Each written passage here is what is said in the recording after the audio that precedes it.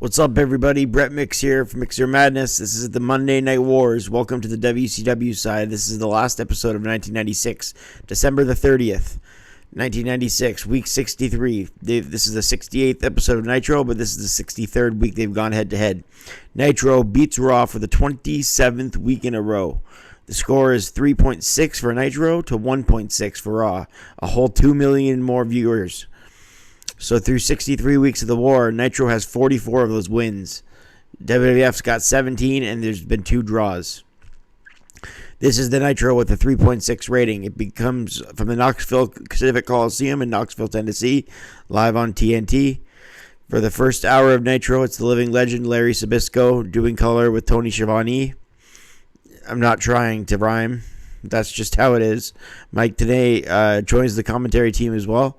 Heenan joins the tandem as Schiavone still gets the second hour, assuming the nWo don't break it up. The show begins with a long black limo, and it's the nWo arriving slowly but surely. Giant talks about how he went through World War III and he wants to get a world title shot with Hogan. They're all bragging about each other, by the way, before this happens. They're all talking about how sweet they are and how everyone won except for the Giant. The Giant dropped the ball, even though Hogan lost to Piper, but they play it off like he didn't because he still has the belt. Hogan says, as long as we got the belt in our group, that's all that matters. So the Giant was a little bit upset with that, but that's what the ruling is. So the Giant isn't on the same page as the nWo, but he pretends they are, as he just says, okay, and they walk away. The Nitro video package plays. Schiavone goes through how Piper won, how the Luger beat the Giant, and how it's too bad Piper's not in WCW because he could be a great leader for us. The amazing French Canadians took on the Public Enemy to start. They double teamed on both tandems, double teamed. It was Rock and Rougeau with Ouellette and Grunge. They ended up doing a somersault plancha, did the Public Enemy through the table, and Rougeau and Ouellette then elevate themselves as Carl Ouellette slams down Rocco Rock with a 3 count at 3:30. I rated it a star as the Public Enemy lose to the French Canadians. Ultimo Dragon versus Jushin Liger. Liger had a classic match at Starrcade with Ray, and Ultimo Dragon had a classic with Dean Malenko at Starrcade, but these two wrestle. They split the tandems up, and they have both wrestle tonight. Malenko wrestles Ray, Dragon wrestles Liger, and last night they wrestled the other one in awesome classic matches. Tilt-a-whirl backbreaker, surfboard variation by the Dragon to Liger. Liger comes back with some good mid-air moves, power bomb, drop kick in mid-air, suicide dive to the guardrail. Ultimo Dragon sends him into the guardrail with a high heel kick, slammed on the canvas, a vertical suplex. Ultimo Dragon gained some momentum as Liger took his time with him. He got a couple of chops in, the boot, and then a Hurricane Rana.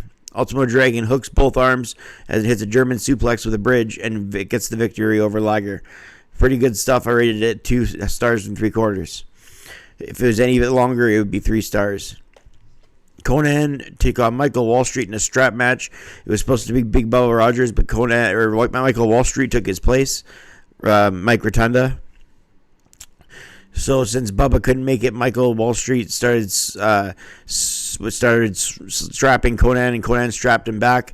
And to win this match, you have to touch all 4 turnbuckles consecutively. Wall Street did it, but Conan did it behind his back. And then Conan choked him out at the end and got the 4th one behind his back. So Conan got the victory.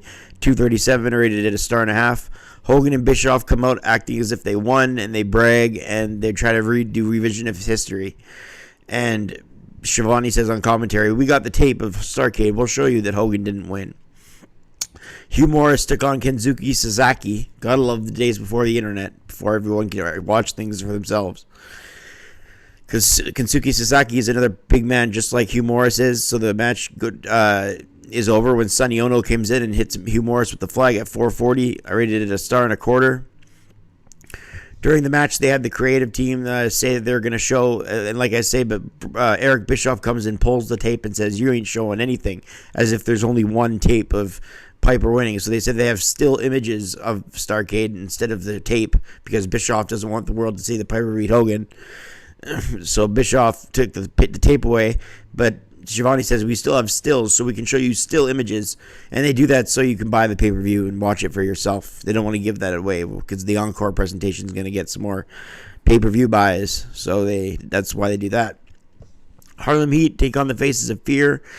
Big, brutal belly-to-belly suplex from the top rope from Barbarian to Booker T in this match. Awesome move. Ming ends up getting pinned in the end after a scissors kick, but Rougeau of the French Canadians comes in and throws black blinding salt into Stevie Ray's face, but they still win nonetheless. The Harlem Heat do it. They're rated at a star in 3/4. Mean Gene talks to DDP briefly, and he says he's got to fix some things with the New World Order. He doesn't say what. They come in with hour 2. Pyro goes off. Glacier takes on the Disco Inferno. Disco actually got some good offense in here, but Glacier gets the win with a thrust kick at 4:18. I rated it a star. We had Benoit take on Jericho. This was a really good match for just 4 minutes. Benoit gets the win in the end with a belly-to-back suplex, but this one went it went back and forth. A lot of great high aerial offense by Jericho to begin the match. Benoit with some good submission holds, some waist locks. Jericho went for a lion salt and missed. Benoit hit his offense and won at 4 minutes, but these guys, it was a sprint. I rated it at 3 stars and a quarter, even though it just went 4 minutes, because it was an absolute sprint, and both men put on an amazing match. The Horsemen cut a promo from the entrance aisle. Ric Flair dances with women, and everyone has a chance to talk about their own issues in the Horsemen. Jarrett comes out, asks Flair questions. Benoit said Double J could be anything, but he can't be a Horseman. Then Deborah and McMichael were all defensive as well, and they kind of got it with women and Benoit. Ognoxito and Margarita Sagrada defeat Jarrito Estrada and Periata Morgan. There's a midget match. It's a midget tag. It's impossible to keep up with it, as Mike Tenay said, and Shivani said, and I'll concur. 222, Sagrada and Octagnosito win. I rated the midget tag 2 stars. It was pretty entertaining. We had Dean Malenko take on Rey Mysterio Jr. the night after Malenko and Ultimo Dragon put on a classic. Both these men get a full 10 minutes to work their stuff, and this is a great match here. A knee to the spine of Rey from Malenko into a waist lock into an STF. Abdominal stretch. Rey Mysterio gets out and there's a big gut buster, and then Malenko elevates Mysterio in the air and he crashes chest first into the canvas. Malenko with a half crab and then a pickup. A powerbomb out of nowhere by Malenko. Mysterio Jr. rolls him up out of nowhere and gets a 2. Then a Hurricane Rana and then another 2. A Hurricane Rana is countered into a bridge, then a sunset flip the other way around. Malenko then in midair hits a suplex. Mysterio off the top of the Hurricane Rana, and then the bell rings. Time limit draw. 3 stars and a quarter for that. Lex Luger then racked Greg Valentine in the main event at 2:39, gets the victory. He's got by far the most wins in Nitro history, does Lex Luger. That does it for the match portion of the show.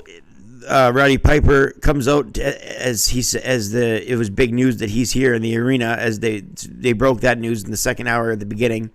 Bischoff and Hogan must have been on Mars, Piper says, because where he was last night, he won. Hogan and Bischoff come out, and Hogan says, "Look, brother, the only reason I didn't beat you worse is because your son begged me not to do it." So Piper said, "Okay, let's do it right here, right now." And he took off his jacket to fight Hogan. Then the NWO come to the ring, all attacking Piper. They expose his knee, and then they hit him with a chair shot. Giant just stands there, and he's not taking in the offense like Hogan and the rest of them are. Giant just stands there with a look on his face. They tell the Giant to chokeslam him. They order the Giant to do that, but the Giant stands there with Piper in his hand like he's going to chokeslam him, and then lets go of him. And then Hogan says, "Last night you strike 1. Right there, strike 2. And this is strike 3. And then he slaps him. And then the Giant chokes out Hogan and says, "Do I have a match?" And Hogan says, "Yes, you have a match." And then the NWO try to fight Giant after, as Hogan says, "Get him!" And Giant takes down one by one, and the Giant takes down the entire New World Order. So it's official that he's out, I'm guessing. And he wants the title shot with Hogan at Sold Out. They didn't say at Sold Out, but that's what it'll be, since he went through World War III, and that's what is booked. So that was Nitro. It was a chaotic ending, and it had great wrestling. It had awesome opening segments. I rate this episode a 7.5 out of 10. Because it was the night after Starrcade. We got Benoit, Jericho, Rey Malenko, Liger, Ultimo Dragon, time limit draws, great wrestling, and then we got some captivating promos, and we got the big turn with the Giant, and that's what wrestling's all about.